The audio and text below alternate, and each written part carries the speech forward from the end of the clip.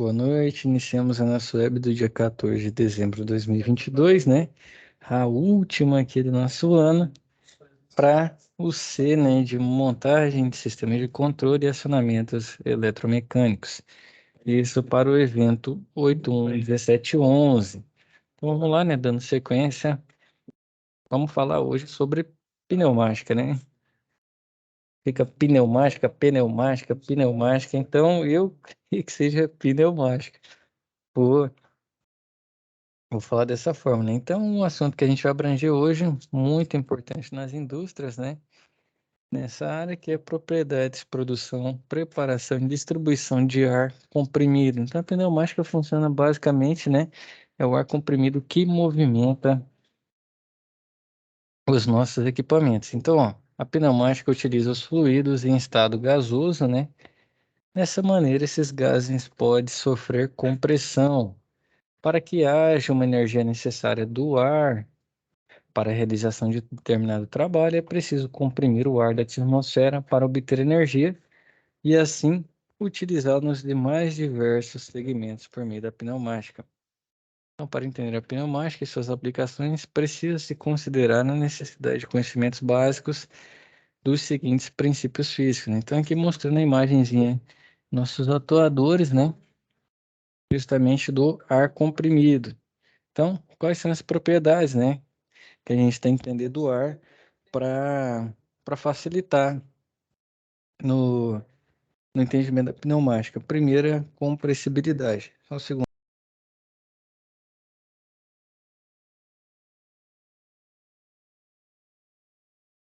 Já a voz começou a acabar mais cedo, Gilberto, mas vamos lá, vamos para cima, né?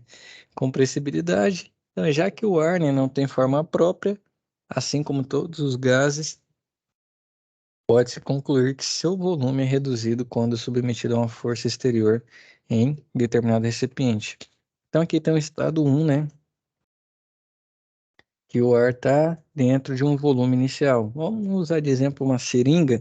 Seringa, eu acho que tanto o Gilberto, né, que você está aqui comigo hoje, e os demais que vão estar assistindo essa web gravada, já tiveram contato. Então, ali dentro, você fechando, né, essa seringa, você tem um volume de ar. Apertando, então, apertando, não, comprimindo, né, reduzindo, empurrando a seringa, né, como fala, o ar submetido a um volume inicial 2. Então, você diminuiu o volume, com isso o seu ar vai ser comprimido. Então, ele ocupa o espaço, né, que tem disponível. Então, você apertou, vai comprimir o ar, e isso é uma propriedade que a gente utiliza, né, como fala, na pneumática. Temos, né, a elasticidade. Então, quando submetido à redução do seu volume inicial, o ar tem a possibilidade de voltar a seu volume inicial, então, após deixar de ser submetido a essa força exterior necessária para reduzir o seu volume. Então, lembrou, a gente apertou a seringa, né? Diminuiu o espaço que o ar tinha para ocupar, ele foi comprimido. E agora você puxa a seringa de volta, né? Você tira em vez de apertar, você vai soltar. Com isso, aumenta-se o volume disponível para esse ar ocupar. Então, ele volta, né, a ocupar todo o volume. Então, é basicamente o seguinte, ele vai sempre se moldando. Se você diminuir o espaço, né, diminuir o volume que ele pode ocupar, ele vai sendo comprimido. E, posteriormente, se você vai aumentando o espaço que ele pode ocupar, ele vai, elasticamente, né, vai ocupando tudo que tem disponível, né? Então, é basicamente isso. Quando ele passa no compressor, vamos pensar aqui no ar comprimido. Ele vai passar num compressor de ar. Ele entra ocupando um volume X. Depois de como fala, depois que ele vai passando nos cursos, nas paletas, nos rotores e tudo mais, cada vez mais vai diminuindo esse espaço que ele pode ocupar.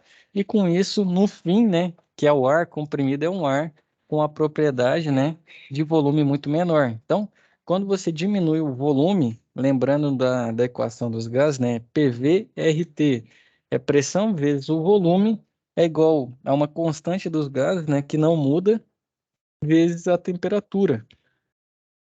Então, se você diminui o volume, é bem provável que você tenha que aumentar a pressão ou temperatura, ou os dois juntos, né? Então depende muito da propriedade física. Então a primeira foi compressibilidade, a segunda foi elasticidade, a terceira é difusibilidade. Então o ar tem a propriedade de se misturar de forma homogênea com qualquer outro meio gasoso que não esteja saturado.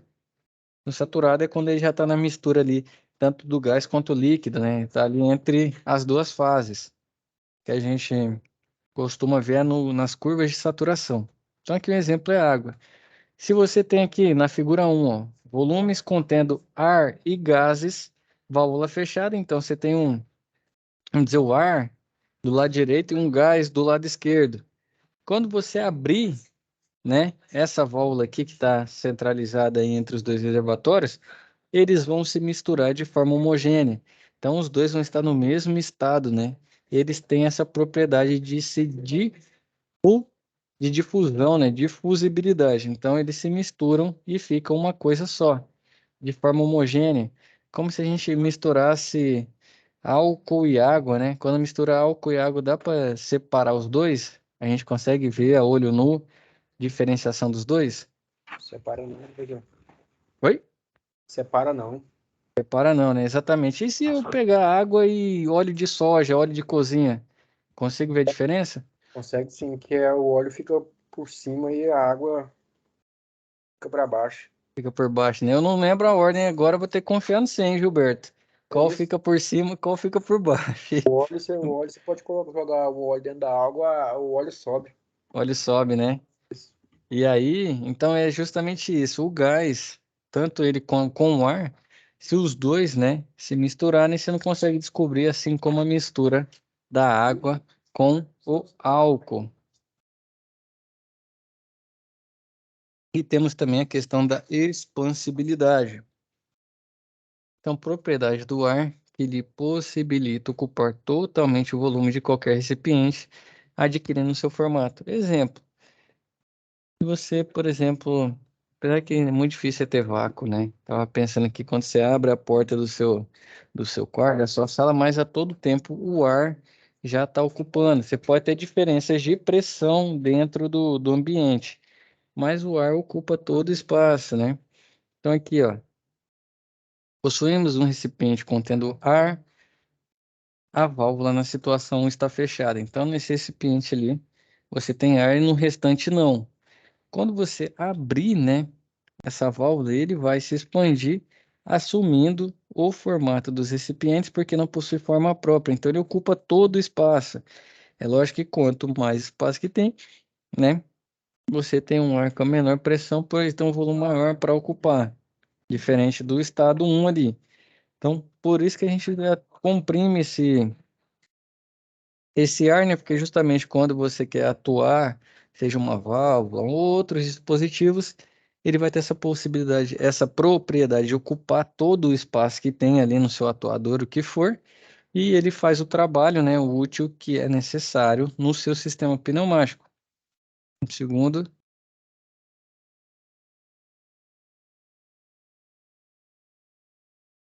a questão da produção, né, do nosso ar comprimido.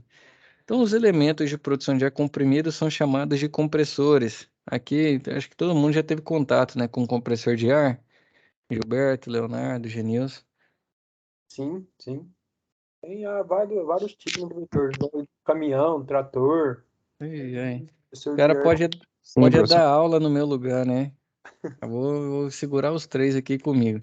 Então, né, é justamente o compressor de ar. Ele vai basicamente diminuir, né, o volume que a gente tem no quando capta, né, quando faz o insuflamento, quando succiona esse ar, né, para dentro da câmara de combustão. Então, as fontes de energia para acionamento destes pode ser motores a explosão ou por motor elétrico acoplado ao compressor. Os compressores, né? Então, o que ocorre quando o ar da atmosfera é colocado em recipiente é apertado para diminuir o seu volume. Então, aos poucos, né, a pressão interna desse recipiente aumentará em virtude dessa redução de volume do ar contido nele. Então, aqui a pressão interna aumenta. Então, lembrando a fórmula que é P vezes V igual a R vezes T. Então, se a pressão diminuiu, o volume diminuiu, a pressão aumenta para equilibrar isso. Então, conclui-se, né, portanto, que os compressores são máquinas com finalidade de aumentar a pressão do ar admitida à atmosfera, reduzindo consideravelmente o seu volume. Então, essa é a especificação para a questão da compressão. Então, assim é produzido o ar comprimido, que é utilizado até uma determinada pressão na execução dos trabalhos. Então, depende muito do compressor para a gente chegar, né, na pressão desejada. Então, os compressores ainda são classificados e definidos, são chamados de compressores de deslocamento positivo volumétrico ou deslocamento dinâmico. Primeiro tipo, né, que é o de deslocamento positivo, estão diretamente relacionados à redução do volume do ar extraído da atmosfera. Esse ar é admitido em uma câmara de compressão e seu volume vai diminuindo gradativamente por meio do processo de compressão.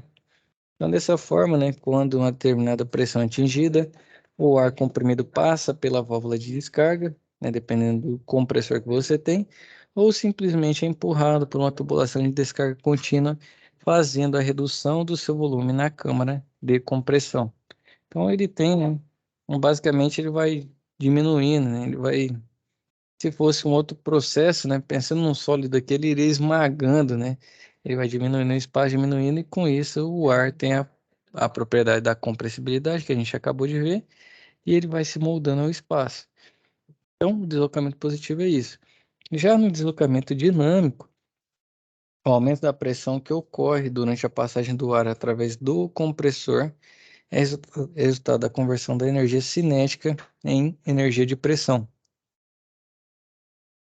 Então, nesses tipos de compressores, né, o ar admitido ganha velocidade por meio de impulsores do tipo de rotores e com isso atinge elevadas velocidades, ganhando energia cinética. Posteriormente, há uma diminuição nessa velocidade pela passagem do ar através de difusores. Então, o que seriam os difusores? Então, você está com o seu ar lá com bastante energia cinética, geralmente é a centrífuga, né? Pelo formato dos rotores e tudo mais.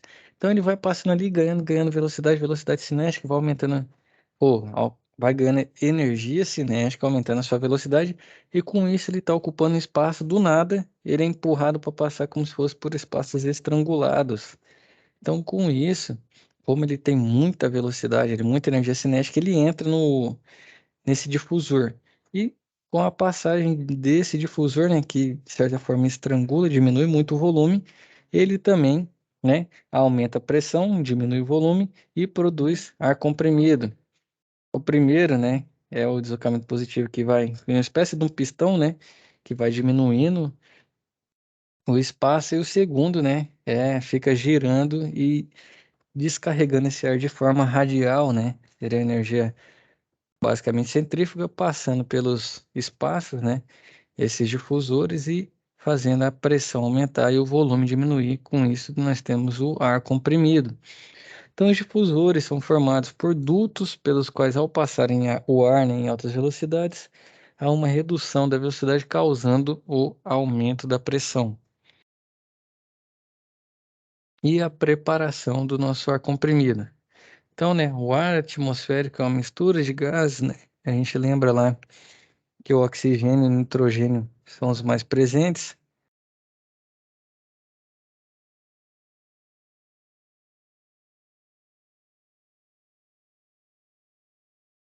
Esse ar, né, por estar disperso na atmosfera, contém contaminantes de diversos tipos que podem ser classificados em três formas básicas.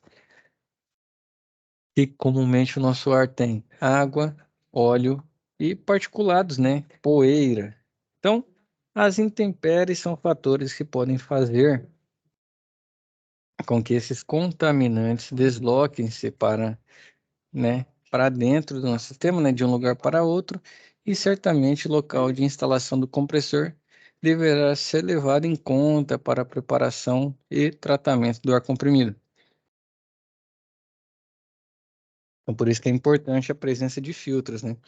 Assim como a poeira, né, que é extremamente abrasiva e provoca desgastes consideráveis nos componentes de um compressor, A água também é bastante prejudicial nos componentes pneumáticos e podendo trazer sérios prejuízos, dependendo, né, do segmento que está sendo utilizado este ar comprimido.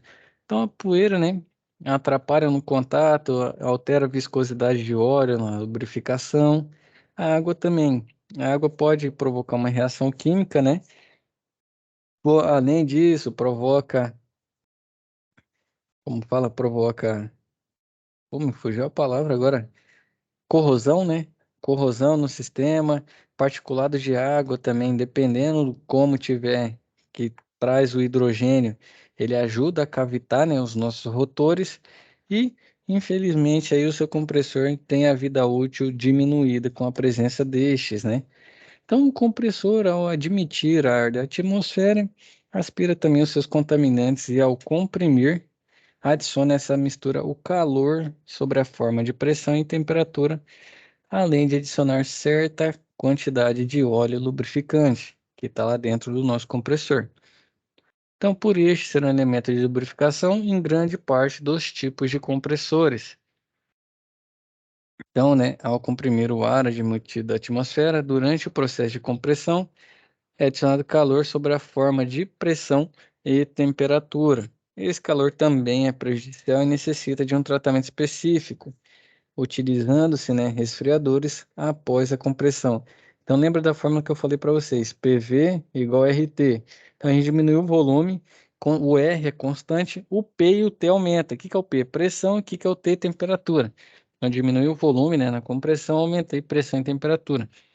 A pressão é importante para o nosso sistema, sim, né, os níveis de pressão adequados para os nossos atuadores funcionarem e realizar o trabalho que a gente necessita. E temperatura. Então, a temperatura não é necessária no nosso processo, então, por isso que tem resfriadores, né?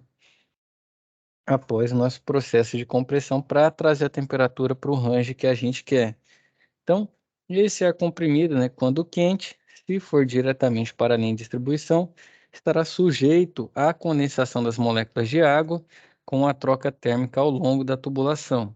Então, mais um ponto aí que, infelizmente, né, a gente teria as moléculas, porque o nosso ar tem sempre partículas de água, né? Depende do nível de umidade. Então, com a temperatura, elas condensariam, né? Faria o processo de condensação. E aí, ter água no nosso sistema, a gente viu que não é bom. Então, é muito comum também nos sistemas, né, de ar comprimido, a gente ter purgas, né? Por toda a linha. Purga, suspiro, ladrão, dreno, como que vocês chamam aí? O professor Tino chama de dreno. Dreno, né? Só que hoje eu fui abrir um registro lá, tava com a abrir, vixe, Maria, mas saiu água, você tá doido? Tá bem que você abriu então, hein? Tinha bastante água mesmo.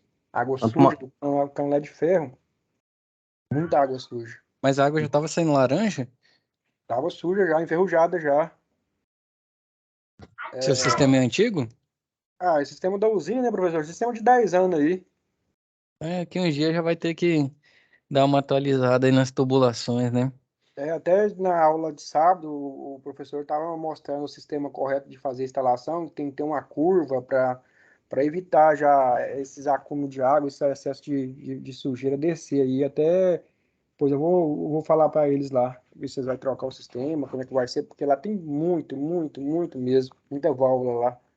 Ou Aí, coloca um acessório, né? Às vezes já diminui muito. Igual você tá falando, a curva é uma espécie de um sifão, não é? isso. Aham. Perdeu, interromper. Pode continuar, Gilberto. Não, é isso mesmo, professor. A curva é uma espécie do sifão. Só que lá o sistema deles é tudo de ferro, né?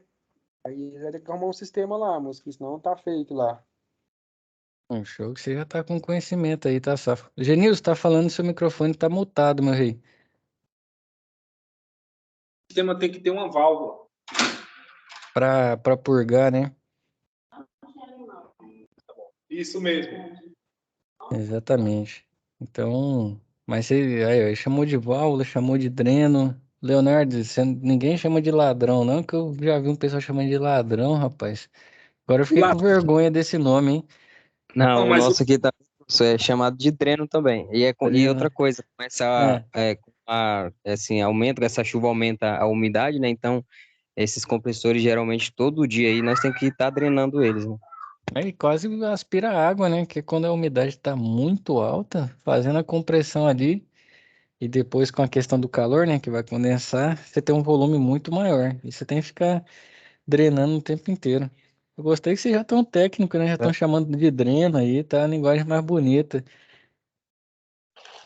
Mas, ô professor, Sim, tá me ouvindo? tô ouvindo bem. O ladrão existe, sim. Tá, depende da região, né? Na... Aonde ele é colocado, pode ser numa caixa d'água, pode ser num tanque de combustível, em tudo isso tem o ladrãozinho para não ficar aquela pressão. É, ladrão, suspiro, né? Tem gente que chama de suspiro também, né? É, geralmente o suspiro é quando ele é para cima. O ladrão é para drenar a parte que quando enche demais e chegar no nível. Agora você já me trouxe uma diferença, hein? Mas E e purga e drena, é a mesma coisa, né? como é Purga que é? eu nem tinha visto falar. Ladrão, não, eu já tinha ouvido falar para sistemas hidráulicos, né? Sistemas de fluidos. Falar Eu em via purga. muito a purga. É. Purga é o dreno mesmo. Pelo menos Ah, na minha concepção. Vamos ver se o Jonilson tem uma diferença aí. falar em purga pra nós aqui, vai achar que aqueles bichinhos dá em cachorro, professor. Ninguém sabe o que é purga, não. Cadê de cachorro? Purgar também é o mesmo, tem o mesmo significado de drenagem, né, professor? Drenagem, né? A mesma coisa, né? Olha, Genilson. Aí o que eu entendo, que eu já vi, e nunca ouvi falar na pulga como dreno, mas pulga sim, pulga como solda de ligas especiais, com o inox, o duplex, essas outras ligas. Ejeta o gás, o argônio, e isso sim chama de pulga, que ele fica dentro do tubo, de onde vai fazer a solda, que é para poder fazer uma boa solda, entendeu? Agora, Aham. como as coisas não. Ah, mas aí quem tá comigo foi o Leonardo. E o Leonardo já viu purga como dreno também, né? Eu ainda não vi. É isso mesmo, a gente faz um acompanhamento, né, a gente Aham. coloca na planilha esse nome aí mesmo, pulgar, a gente não Purga coloca mesmo, dreno, né? só que na hora de falar a gente fala dreno, mas o nome técnico mesmo é pulgar mesmo. O, Valeu, Leonardo. Então você já me deu moral agora, hein? Gostei, que o nome técnico é a purga mesmo, né? Mas o, é lógico que, por exemplo, vou trazer uma brincadeira com vocês aqui com relação à corrente, né? Muita gente chama de amperagem. Então, assim, a mensagem ser transmitida é o mais importante, né? Então, assim como eu acho que foi nessa, não sei se foi com você, a gente estava falando sobre nomes, né, de coisas técnicas. Então, a corrente, né, que é o fluxo ali dos elétrons no condutor é corrente. Então, tem muita gente que chama de amperagem.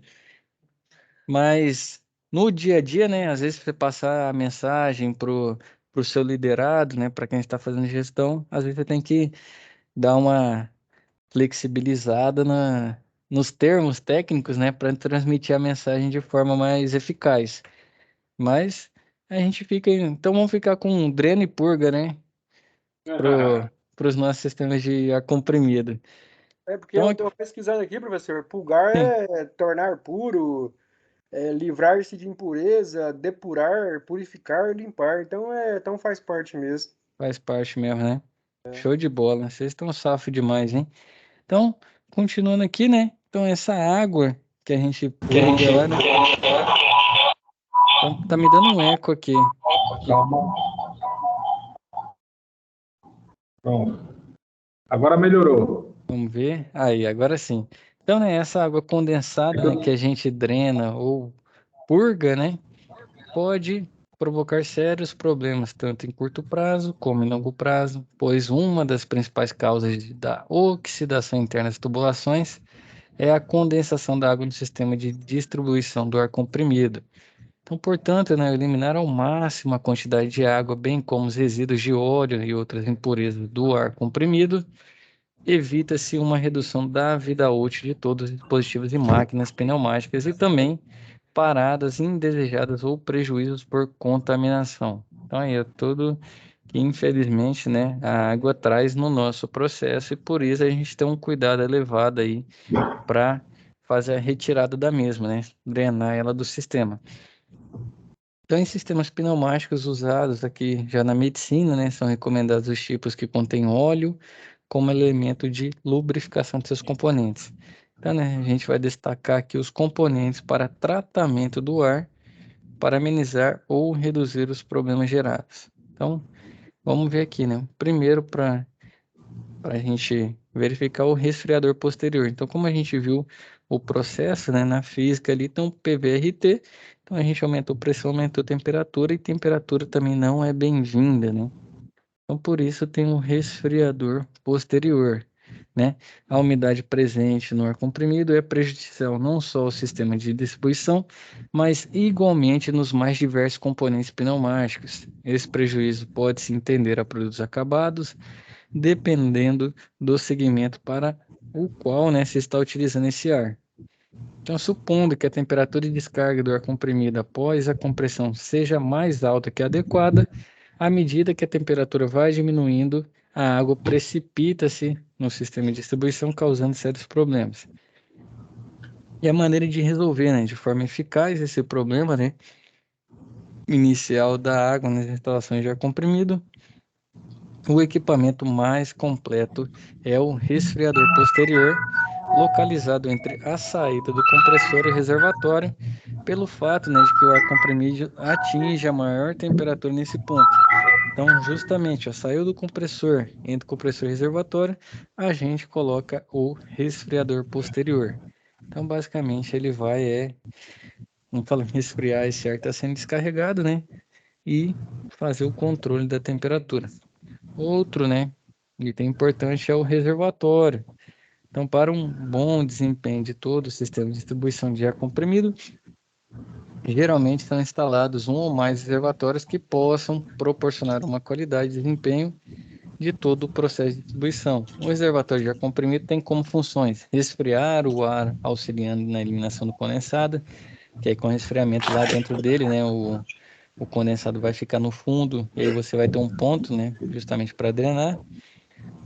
Pode também, ajuda também, né, compensar as flutuações de pressão em todo o sistema de distribuição, porque lá dentro ele vai tender ao equilíbrio, né, assim como tudo na natureza tende ao equilíbrio dentro do reservatório também. E outra é estabilizar o fluxo de ar e controlar as marchas dos compressores. Justamente que você tem um maior, como fala? Como você produz esse ar comprimido e armazena, você não precisa que o seu sistema esteja o tempo inteiro no 12, né? 100% funcionando.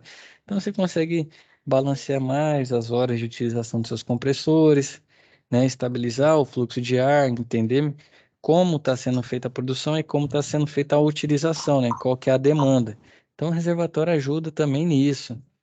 Outro ponto, né, a desumidificação do ar comprimido. A gente falou tanto de umidade, né, um dos maiores vilões aqui, né? É prejudicial para os componentes pneumáticos, pois causa sérias consequências. Então, ó, o ideal seria eliminá-lo do ar comprimido de modo absoluto, que é praticamente impossível, né? Isso é a definição de Hennefin, né? O ar seco industrial não é aquele totalmente isento de água. É o ar que, após um processo de desidratação, flui com um conteúdo de umidade residual de tal ordem que possa ser utilizado sem qualquer inconveniente. Então, existem vários meios de secagem nesse ar comprimido, mas os mais aplicados são secagem por refrigeração, que a gente viu, né, resfriador posterior, e secagem por absorção e secagem por adsorção. E que temos também a nossa distribuição do ar comprimido, né? Então, a rede de distribuição é formada por todas as tubulações que saem do reservatório até os pontos de utilização. Três aspectos devem ser observados na rede. Primeiro, a baixa queda de pressão entre a instalação do compressor e os pontos de utilização. Por exemplo, você está lá.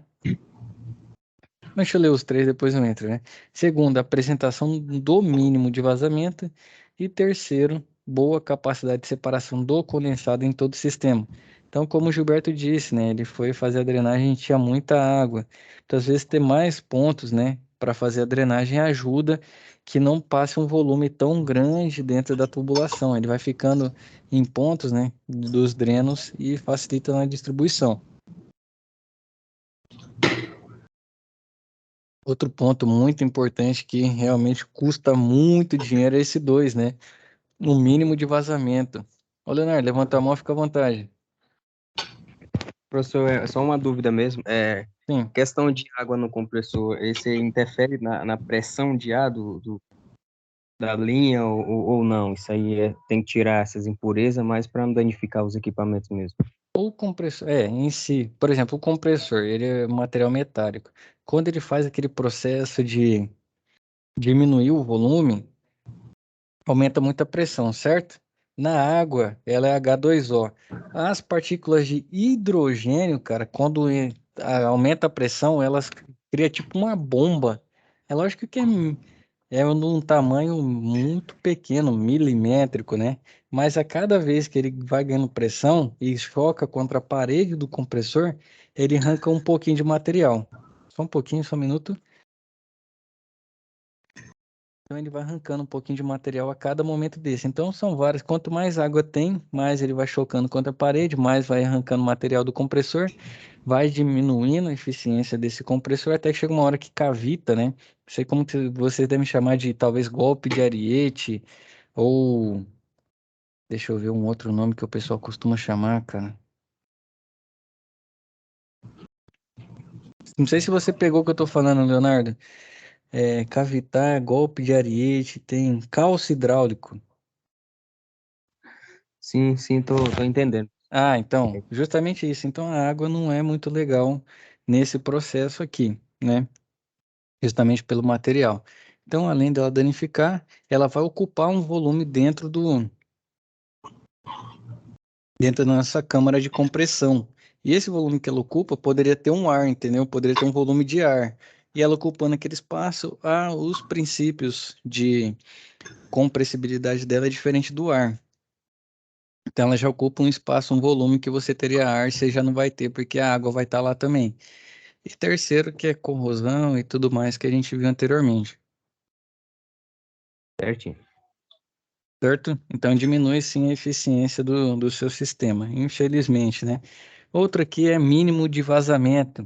Gilberto, você estava contando a sua linha aí, que estava cheio d'água e água laranja, vazamento lá vai ter também, né?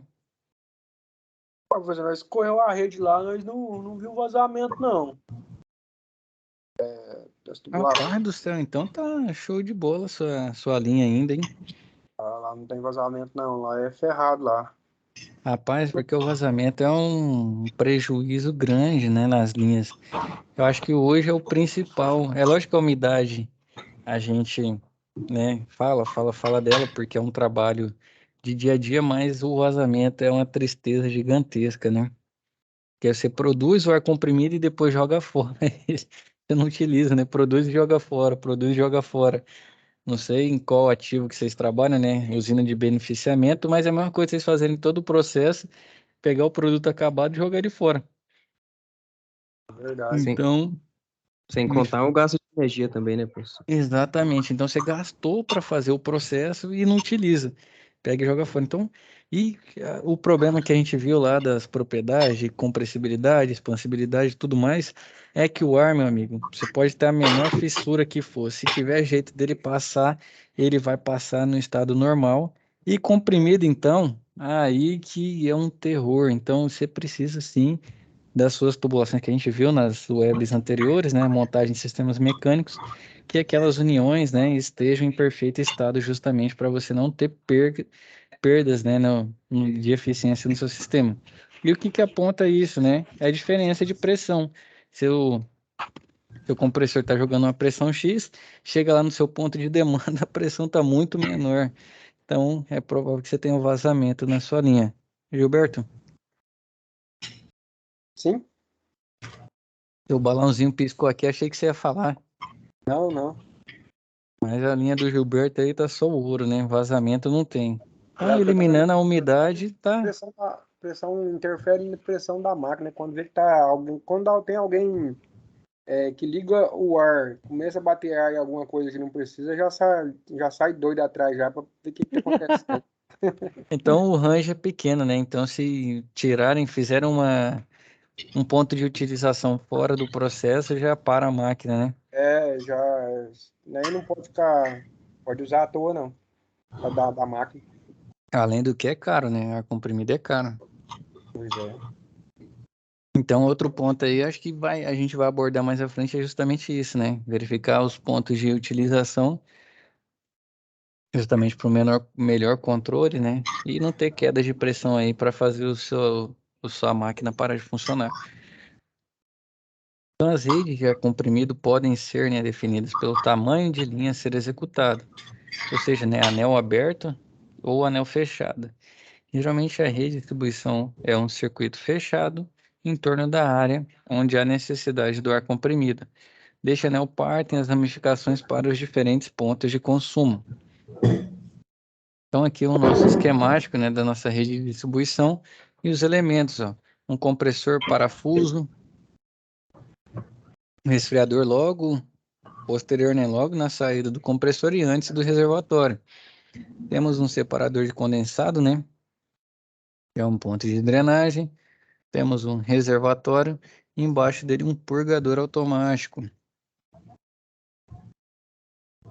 Depois temos um pré-filtro, né, coalescente, um secador, uns filtros coalescentes aqui, purgador automático eletrônico, separador de água e óleo, né, justamente para evitar que o óleo vá lá para os seus atuadores, e separadores de condensado na sua linha, né, na sua linha lá já na distribuição. Então, de rede de distribuição em anel aberto. Então é caracterizado por não estar ligada com um fechamento na rede principal. Um segundo. Então ela tem um início, né, um ponto que o compressor vai descarregar, vai distribuição e vai ter o último ponto de demanda que não está ligado, né, de volta nessa rede. Então não fecha o anel, né? Por isso que é anel aberto. Então qual a vantagem, né? Nesse anel aberto é a retirada do condensado que pode ser montado com a leve inclinação. Então, do seu ponto inicial ali, que começa a distribuição até no seu último ponto de demanda, você vai inclinando, né? Descendo a descida de 1 a 2 graus, 2%, né? Em toda a sua extensão na direção do fluxo do ar comprimido, que é justamente para ajudar na drenagem desse condensado. Então, quando o anel é aberto, você consegue fazer essa espécie de desnível, né? De 1 a 2% para, na verdade, não é nem desnível, né? Você vai inclinando. É um aclive, né?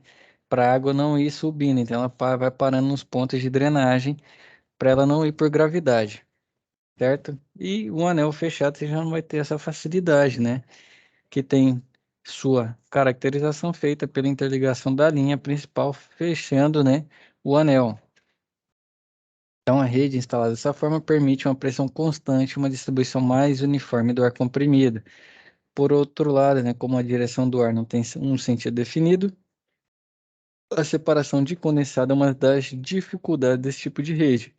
Então, para um bom funcionamento, né, de todos os equipamentos ligados a uma rede de distribuição de ar comprimido, precisam ser levados em consideração todas as suas ramificações, todos os pontos de consumo, projeção de inclusão de futuras aplicações, assim como a pressão desejada desses pontos e as posições das válvulas de fechamento, moduladoras, conexões, curvaturas e separadores de condensado. E vamos falar de vazamentos, né? Muito comum, né, nas empresas ocorrer um forte trabalho para promover uma caça a vazamentos nas redes de distribuição, assim como nas ligações e componentes pneumáticos dos equipamentos. Outro ponto aqui importante é a unidade de condicionamento de ar comprimido, né? O lubrefil. Após passar, né, por todo o processo de produção, tratamento e distribuição, o ar comprimido deve passar por um refinamento de sua qualidade para que chegue em condições aceitáveis nas válvulas e nos elementos de trabalho. Então, para esse processo, né, é necessário que o ar comprimido seja condicionado antes de ser colocado para trabalhar, a fim de produzir melhores desempenhos. Então, normalmente, o ar comprimido deve passar por uma unidade de condicionamento, né, que consiste na filtragem, regulação da pressão, e lubrificação quando necessário para as partes mecânicas dos componentes pneumáticos. A instalação dessa unidade de condicionamento é indispensável para qualquer tipo de sistema pneumático, do mais simples ao mais complexo. Para alguns casos, né, há dispensa da lubrificação, pois existe no mercado componentes pneumáticos isentos, né, de lubrificação. Então tá aqui a fotinha dele no canto, né? A unidade de condicionamento de ar comprimido deve ser instalada logo na entrada de abastecimento da máquina ou equipamento composto pelos seguintes componentes. Primeiramente, o filtro, né, para reter as impurezas, assim como as partículas de água. Em seguida, o regulador de pressão para regulagem da pressão apropriada do equipamento, o manômetro para visualização da pressão e, por fim, o lubrificador. Então, é 4 em 1, né, basicamente. É filtro, 3 em 1, né? O filtro, né, para água e impureza. Depois o regulador da pressão, já vai ter um manômetro junto, né, para a gente ver que pressão que ele está regulando. E por último, o lubrificador. Então, diferente dos filtros utilizados na hidráulica, tem, né, que tem por função separar apenas partículas sólidas, os filtros de ar comprimido têm a finalidade de separar, além das partículas sólidas, também a água, né, originada durante o nosso processo de produção. O ar comprimido contaminado pode trazer grandes prejuízos que a gente já viu, né, para o processo produtivo de uma empresa e tem como os principais problemas relacionados obstrução de orifícios, desgaste de vedação, erosão nos componentes pneumáticos, redução de eficiência e de produtividade da máquina, custos elevados com paradas. Então, desse modo, com a utilização de filtros em sistemas pneumáticos, é possível remover grande parte da água, bem como dos resíduos de óleo e impurezas, para evitar redução da vida útil de todos os dispositivos e máquinas. Além disso, temos o regulador de pressão, né? Basicamente, o nome dele já diz que é deixar a pressão, né, na escala, no range que a gente deseja para o trabalho de cada equipamento. Assim como foi o Gilberto que contou, né, quando o pessoal liga um ponto de consumo fora do especificado ali, já, como ele disse, né, gastando à toa, a máquina dele já para de funcionar, né? Então, muitas vezes um regulador de pressão, não sei se tem na sua linha. Foi Gilberto ou foi Leonardo? Agora me bateu a dúvida. Lá na usina, professor. Foi Gilberto, né? Vocês têm Sim. reguladores de pressão lá? Tem regulador de pressão. Aí quando o seu colaborador lá está usando um ponto indevido, ele já entra em ação, já avisa, já apita Já, qualquer. já avisa na hora, professor. Aí você sai correndo atrás do cara, né? Isso aí tem que. Já avisa na hora e fala o ponto que é, né? Hum, Já avisa na hora e interessante, hein? vai lá ver o que está acontecendo, ver o que o cara está usando. Geralmente, nego usando para bater em roupa, para limpar peça. É uma lambança isso aí. Sempre tem, mas aí, ó, o Pra funcionamento. pica-aranha. O nosso lá não tá tão moderno assim ainda não, mas essa questão de regular aí até é importante também para o uso da máquina, né? Porque às vezes a máquina tem que trabalhar em certo bar ou libra e aí às vezes passa do ponto e pode até danificar a máquina. Agora sim você trouxe um outro ponto, né, que eu não tinha pensado. Muitas vezes você pode ter um problema no seu processo produtivo, uma obstrução que está aumentando ainda mais a pressão. E aí, lembre-se que sua tubulação também, é lógico que a gente pega material com um nível de segurança, né? Mas ele tem um limite também de pressão que ele suporta. As uniões que você fez lá na UC anterior, né? Por meio das soldas, lá o Genilson, que muito bem contribuiu nos processos de soldagem lá, tudo isso tem um limite. Então, o regulador também serve para isso, né? Por questão de segurança também. Bem lembrado, Leonardo. E então, né, aqui o Gilberto trouxe na prática aí o regulador já dá até o ponto que tá ali atrapalhando o processo, né? Sua principal característica é resposta rápida, regulagem precisa, grande capacidade de reversão de fluxo, orifícios destinados a manômetro, né, para a gente ver a pressão, que podem ser usados como orifício de saída e é de fácil manutenção. E aqui o outro, né, é o lubrificador, que a função de fornecer os elementos pneumáticos, como válvulas e atuadores, certa quantidade de lubrificante para lubrificar seus componentes internos, diminuindo o atrito e, consequentemente, o desgaste. Os materiais lubrificantes utilizam geralmente de baixa viscosidade, E assim são deslocados, né? Com menor viscosidade é mais fácil o fluxo de ar, né? Levar ele para dentro dos elementos, desde que o seu sistema necessite de lubrificação. Então, com um parafuso de regulagem é dada a possibilidade de regular as gotas de óleo por unidade de tempo. É a forma como faz o controle, né, da lubrificação. E normalmente são regulados para adicionar em torno de 2 ou 3 gotas por minuto em sistemas pneumáticos, certo? Senhores, o planejado para nosso web é hoje, né? Eu já estou até. Hoje eu estou na, dentro do tempo, né? Não estourei. E ver com vocês se ficou alguma dúvida com relação a esses assuntos que a gente viu aqui, ó. Propriedades, produção, preparação e distribuição do ar comprimido. Uma dúvida aí, Genilson, Juliano, que entrou com a gente, Leonardo, Gilberto. Professor, Não, professor, nessa aí a minha tô tranquilo. Eu queria só tirar uma dúvida de você também, Ah, porque lá nós, assim, eu trabalho em frigorífico, né? Então lá nós trabalhamos com pessoal de atordoamento e nós estava com um problema lá que lá nós temos que trabalhar entre 180 a 200 libras. Só que o compressor ele não estava suportando isso até por questão de segurança também. A gente não pode colocar com essa para desarmar com essa libra. Aí o novo encarregado chegou nosso lá, eu não sabia dessa, ele pediu um Buster, chama Buster esse equipamento, e aí resolveu como é que ele trabalha exatamente, porque a gente montou lá, só que ainda não entendi como é que ele trabalha, porque ele conseguiu aí segurar essa pressão de 180 a 200 libras e ainda o compressor trabalha menos, sabe? se não me engano, o Buster, eu posso estar enganado. Você fez uma pergunta aí que você já me abraçou, você me apertou sem me abraçar, né? Mas eu, salvo engano, ele, como fala, funciona uma espécie de uma turbina num motor de carro. Deixa eu só perguntar se alguém tem um conhecimento aqui, às vezes um dos colegas tem um conhecimento maior. Mas ele é tipo um acelerador, entendeu? Ele vai forçar ainda mais a entrada de ar. E aí, com isso, você diminui o trabalho que você tem, né? Para gerar essa pressão que você precisa. Pergunta aí pro Genilson, Juliano, o Gilberto também, se tem conhecimento desse Buster aí. E Genilson, você tem desse lá na sua empresa também ou não? A resposta é essa mesmo que o professor falou. É isso mesmo, né, Genilson?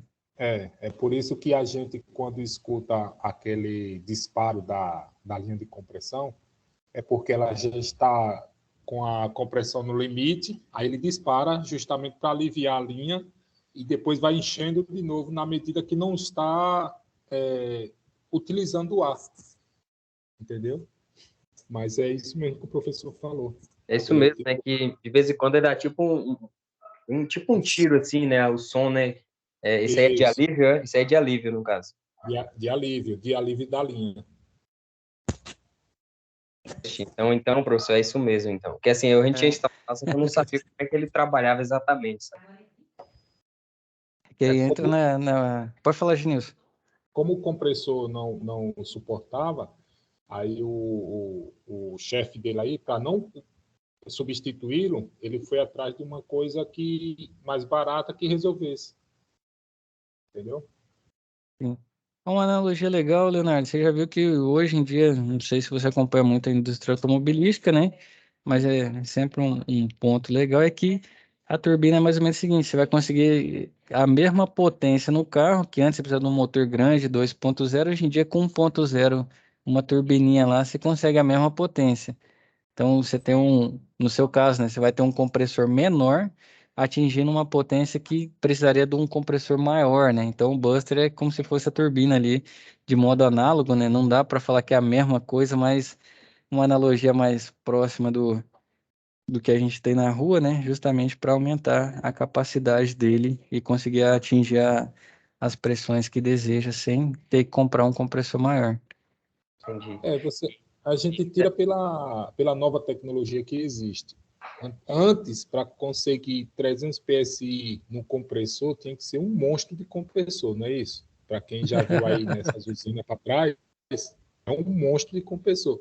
Hoje a gente tem PSI, 300 PSI de ar e um compressor portátil de carro. Carro que a gente compra o compressor e ele atinge 300 PSI ligando no cinzeiro do carro. Aqueles compressorzinhos. A tecnologia vai evoluindo muito, né?